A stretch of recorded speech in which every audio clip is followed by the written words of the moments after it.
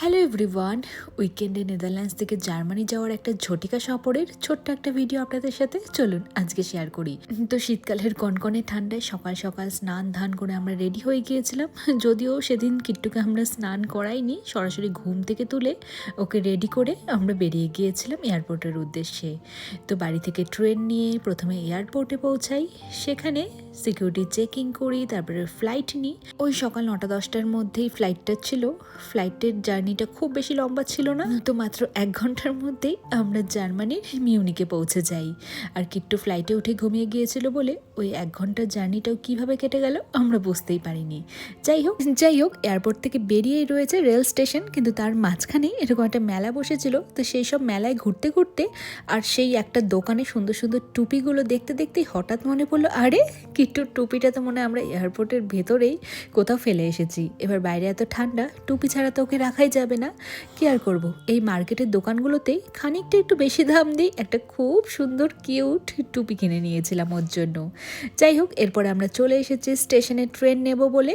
যদিও মার্কেটটা ঘুরতে ঘুরতে একটা ট্রেন আমরা মিস করেই গিয়েছিলাম, ভেবেছিলাম পরের ট্রেনটা নিয়ে নেব। আর ওই পরের ট্রেনটাই কোনো কারণবশত ক্যান্সেল হয়ে যায় বলে আমরা স্টেশনে অনেকক্ষণ অপেক্ষা করি। যাই হোক মিউনিক এয়ারপোর্ট থেকে বেরিয়ে একটা ট্রেন নিয়ে আমরা চলে আসি জার্মানির আরেকটা স্টেশন গ্রান্ডিক বলে। আর ওখান থেকে ট্রেন জার্নিটা অনেকটাই লম্বা ছিল, কারণ আমরা ঠিক করেছিলাম জার্মানির মেন সিটিতে থাকবো না, মানে শহরের কোলাহল থেকে একটু ভেতরে ওই নিরিবিলি একটু গ্রাম পাহাড় এইসবের দিকে থাকবো।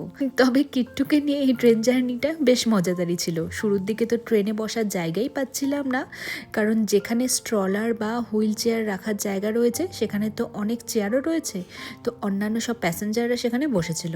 পরে আমরা যেহেতু জায়গা পাচ্ছি না, যিনি ট্রেনের টিটি ছিলেন তারা এসে সবাইকে উঠিয়ে বলে অন্য জায়গায় বসতে, কারণ ওই সিটগুলো স্পেশালি যারা হুইল চেয়ার বা স্ট্রলার ক্যারি করছে ওই সিটগুলো তাদের বসার জন্যই বানানো হয়েছে। হ্যাঁ, ফাঁকা থাকলে কেউ বসতেই পারে, তবে যেহেতু আমরা স্ট্রলার নিয়ে বাচ্চা নিয়ে দাঁড়িয়েছিলাম তাই ট্রেনের টিটি এসে সবাইকে রিকোয়েস্ট করে অন্য কোথাও গিয়ে বসতে।